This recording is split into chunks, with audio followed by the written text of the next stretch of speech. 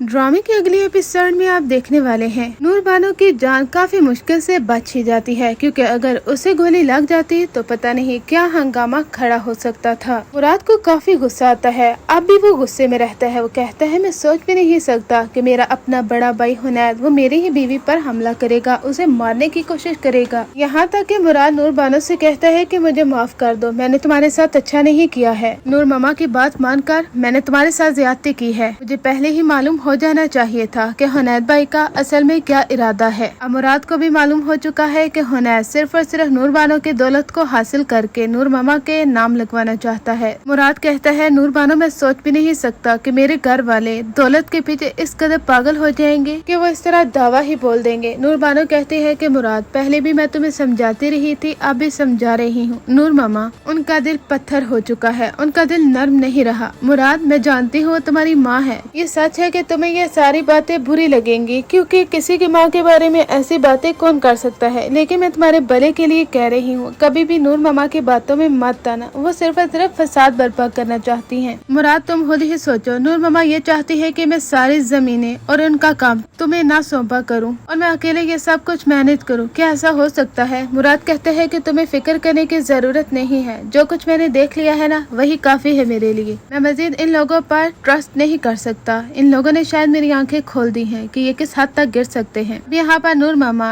मुराद के पास आकर उसे कहती है कि मुराद क्या हो गया है तुम्हें, किस तरह अपनी बीवी की बातों में आ रहे हो। मुराद कहता है कि नूर मामा क्या हुआ है आपको, नूर बानो को गोली लगी है, ये कोई मजाक नहीं हो रहा। हुनैद भाई हमेशा आपके ही गुण गाते हैं, आपके आगे पीछे घूमते रहते हैं, इसका मतलब ये नहीं है कि वो मेरी बीवी के पीछे ही पड़ जाएं। नूर मामा मैं ये सब को बर्दाश्त नहीं कर सकता, इसलिए आपको भी सोचना चाहिए कि ये सब कुछ क्या हो रहा है। क्या आप ये चाहती हैं कि आपके सारे बेटों के दरमियान दरारें पैदा हो जाए, हम एक खूबसूरत जिंदगी न गुजारे? नूर मामा कहती है कि मुराद सीधी सीधी बात क्यों नहीं कह देते कि तुम्हारी बीवी में लालचपन आ चुका है, वो किसी भी सूरत में शाह महल को और जमीनों को हमारे नाम नहीं लगवाना चाहती, क्योंकि अपने बाप का बदला हमसे ले रही है। मुराद कहता है कि नूर मामा कौन सा बदला, नूर बानो ऐसी नहीं है, वो बिल्कुल भी ऐसी नहीं है जैसा आप सोचते हैं। आगे जाकर ड्रामे के आखिरी एपिसोड में होने वाली है, यहाँ तक ये भी दिखाया जाएगा कि मुराद और नूर बानो के घर बेटे की पैदाइश भी होगी। जैसे कि ये ड्रामा एंडिंग की तरफ बढ़ रहा है और जल्द ही ये ड्रामा एंड होने वाला है, जहाँ पर नूर जहाँ का अंजाम काफी बुरा होने वाला है। शायद वो पागल हो जाए या फिर सब घर वालों से माफी मांग ले, क्योंकि हर ड्रामे में ऐसा ही होता है, जो कि बुरा सलूक करता है उसके साथ कुछ ना कुछ बुरा होता है। नूर जहाँ के साथ भी ऐसा ही होने वाला है। नूर जहाँ जैसी औरत जिसने अपने सारे बेटों के दरमियान फसाद बर्पा करके रख दिया, इस दौलत के लालच में उस हद तक पागल हो चुकी है कि यहाँ तक के हर किसी की जान लेने पर तुल चुकी है। यानी नूर जहाँ का क्या अंजाम होना चाहिए, अपनी राय का इज़हार कमेंट सेक्शन में जरूर कीजिए।